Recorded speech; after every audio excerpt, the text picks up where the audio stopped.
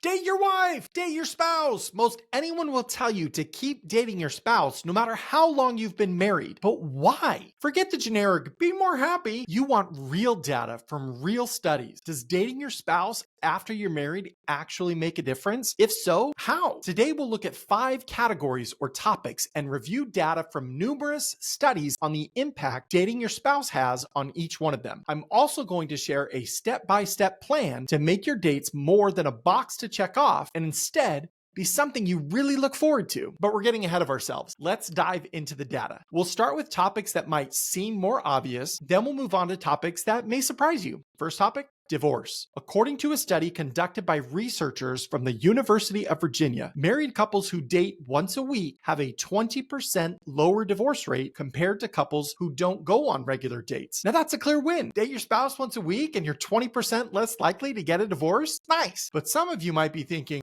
well, that's not me, Joe. I would never. Okay, well, no one ever gets married thinking they're gonna get divorced. But no worries, we've got more topics to cover. The next topic, sex. A study published in the Journal of Marriage and Family showed that couples who went on date nights at least once a month were 3.5 times more likely to report a higher level of sexual satisfaction compared to those who didn't prioritize date night. Once a month, one date a month, and you'll be 3.5 times more likely to enjoy higher levels of sexual satisfaction. That sounds like a bargain. The third topic, friendship, or in other words, how much you enjoy being around each other. A study conducted by the University of Denver's Center for Marital and Family Studies showed that couples who had regular date nights experienced a 30% increase in feelings of friendship and camaraderie. 30%. Imagine a 30% increase in how much you enjoy being around your spouse. And another study published in the Journal of Couple and Relationship Therapy found that couples who had regular date nights reported a 22% increase in feelings of closeness and connection in their relationship. So couples who do regular date nights, they get a 30% boost in feelings of friendship and a 22% boost in feeling connected. And if you've seen some of my other content, you know what connection leads to.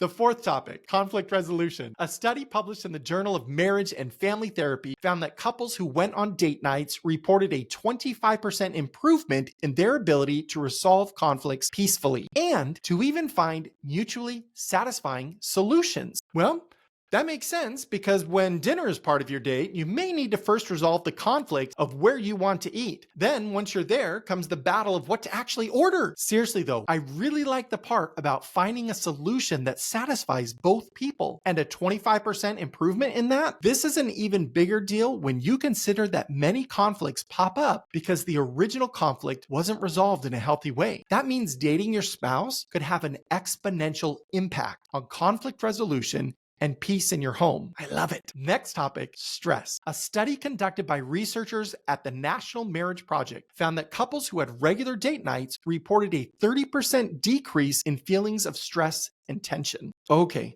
I honestly wasn't expecting this one when I did the research. A lot of times, I feel like trying to arrange babysitters and trying to decide what to do on the date or the budget or get reservations or whatever, that all seems like dating adds stress. So a 30% decrease in stress? How could that be? But then it hit me. Being connected with my wife makes everything else feel more manageable, like I'm not doing life alone, and that together we can do anything. And we saw earlier how dating increases connection.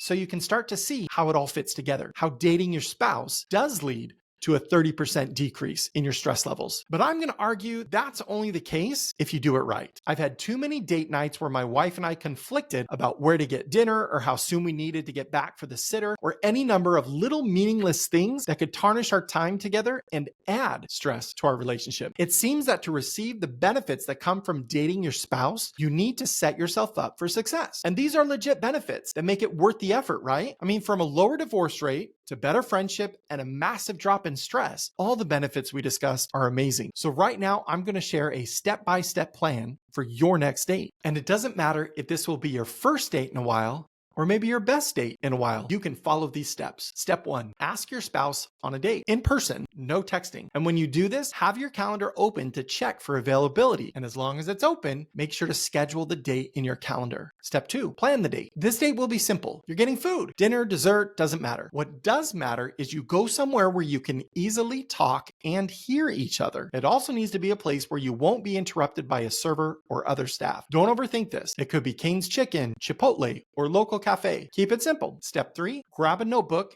and a pen, then go on the date. Take the pen and paper inside with you, because once you have your food, you'll start a conversation to answer the following questions together. What do you want from dating each other? How does what you want fit with the overall goals for your family? Step 4, set boundaries. Really, this is just more of the conversation, more questions about dating each other for you to answer together. But you may find several things here you hadn't thought of, and setting boundaries is important to dating done right. So discuss boundaries for the following. What, if any, is appropriate phone usage on dates? Are there any off-limit topics like work, bills, or challenges with kids? How long will the dates typically last? How often will you go on dates? Will you have a set date night each week or every other week or once a month? What kind of budget will you have for your dates? Who will be responsible for planning the dates? Or will you rotate? What kind of activities would you enjoy? Are there any activities you don't want to do? And remember, all of these answers can be unique to you. If you love going to the movies and date night is the only time you can go together, great. If you only want to go places where you can talk so movies are out, great. Personally, my wife and I rarely go to movies for dates. We're more likely to play games at a park or walk around a furniture store. And that might sound terrible to you, and that's okay. This is where you and your spouse set boundaries on what dating one another will look like in your marriage. Step 5, set up your next date. Before you even leave where you're having your current date, schedule your next date and put it in your calendar along with who's in charge of planning it. That's it, 5 steps. If it sounds simple, it's because it is. But if you find yourself with too many excuses or feeling like you're too busy, then chances are things in your life are out of balance, and that probably happens more often than you want to admit. But don't worry, you can check out this video where I show you a proven process to create work-life balance so you have the freedom and flexibility you desire, including enough to enjoy dating your spouse. Till next time, keep moving forward.